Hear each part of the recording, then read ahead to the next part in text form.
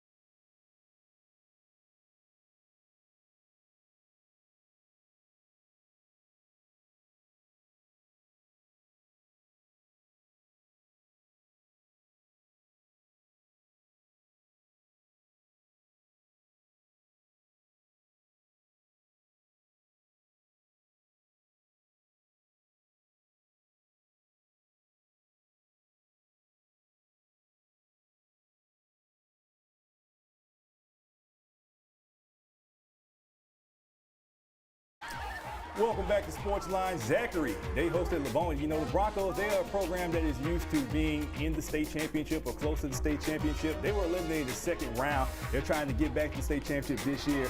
And this might be a sign of things to come as Michael Kirby hits Ethan Kinney for the touchdown, made it 7-0. Livonia, they tried to do something. Nice little run play right here after a fumble, but that ends up being nothing. And then Zachary offense get it back. Tyleek Lewis. Touchdown run, made it 14-0, and the Zachary offense got it right back again. Kirby is going to hit Taylon Jones for the touchdown, make it 21-0 Zachary, and that ends up being the final. It's like a fun team to watch this year. Let's take you down the road to St. Francisville, the beautiful new football facility there at West Feliciana High School. Terry Miner coaching in technically his first game with the Saints. Kentwood, the visiting team for this Jamboree after a very deep playoff run. Good season last year. Great start for the Saints, though. Jaden Collins, Colin DeQuilla teaming up for the sack, and that was actually a safety because it was in the end zone. So 2-0 Westphal, and then on the next drive, Dedrick Davis, QB keeper, dives in, scores, touchdown, and he would add the 2-point conversion on a scoring run as well. So 10-0 Westphal. Saints coming out with a punch, but Kentwood would respond. Alonzo R throws to Ahmad Victor Jr. in the flat. He breaks one tackle, takes it all the way. 10-6 at that point. Kentwood would add another score. It was 12-12 at the half when I left. Looks like Westphal in front at this point, 19-12. All right, there's the Battle of the Bluff at A.W. Mumford Stadium. A host of jamborees that went on today and yesterday. This game happened yesterday. Eastvale against Bel Air. Tigers with the ball. Caden Wilson makes a nice first down run, and then they're going to get down to the goal line eventually and let the quarterback finish it off. That's Marcus Cannon Jr. Quarterback sneak to put Eastvale on the board. And you got to show some of the workers some love, too. We got the ball boy. That's Ronaldo. That's my guy. Oh, that's your guy? Yeah. Okay, good. Appreciate it for the shout out. He's a staple of Eastvale football. There we go. And then Eastvale's defense is going to make a nice play right here as Ryan Moore grabs the interception, and he has reservations for 6 going down the sideline. That is going to be a house call touchdown for the Tigers. 31-8 the final in that one. Ryan Moore, nicknamed Bug, he is a stud. Good win for Eastvale. All right, Ascension Catholic and Pearl River taking you back to St. Michael High School. That was interesting right there, a little cheerleader basketball. Greg Fernandez rolling out, throws over the middle, caught by Johnny Baeon for about a 15-yard gain, it appears. That moves the sticks, and then a handoff. Trevin Simon, a guy that's back from last year's team that made it to the semifinals of the playoffs. A touchdown run up the middle, 7-0 Ascension Catholic. Braden Hutchinson with Pearl River trying to get out of trouble, but he can't. Sacked by Chris Anthons, another returnee on that Bulldogs team. Defensively, a big loss there. 4th down here for Pearl River. Andrew Sykes stopped short of the line to gain by John Rob Daigle. Ascension Catholic goes on to win, and a bit of a defensive battle, 7-0. All right, we got one more block in this Jamboree edition of Sportsline Friday night. We'll wrap it up after this.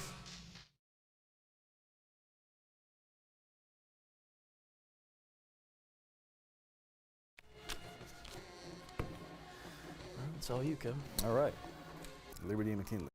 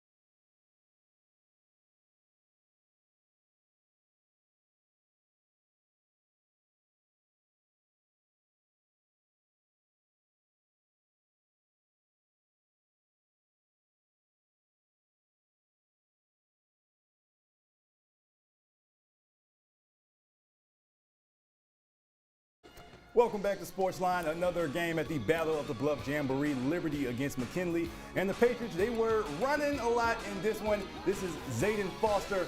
Shoves off a would-be tackler, goes down the sideline, gets knocked out of bounds. And then they're going to give it to him. Are they? No, they're not. They're going to fake the defense and the camera person as Bryce Preston keeps it. Touchdown, 7-0 Liberty. And they would get back to the goal line again eventually, and they're going to let their running back, Advenego Stevens Jr., punch it in for the touchdown. 14-0 Liberty. As we look at the final score, the Patriots went on to win shutout fashion 28-0. They are at Southern Lab in Week 1. McKinley will play Capital. Johnny's, we are back, man. Season 36. As if we ever left, man. We did Sportsline summer camp all summer, getting ready for these shows. We never really leave. That's why we don't say welcome back. We never really go anywhere. Just a continuation. Let's go. Year 36. Let's go, baby. It's going to be another fun season for Johnny's. I'm Kevin Baptiste. Stick with us all fall, baby.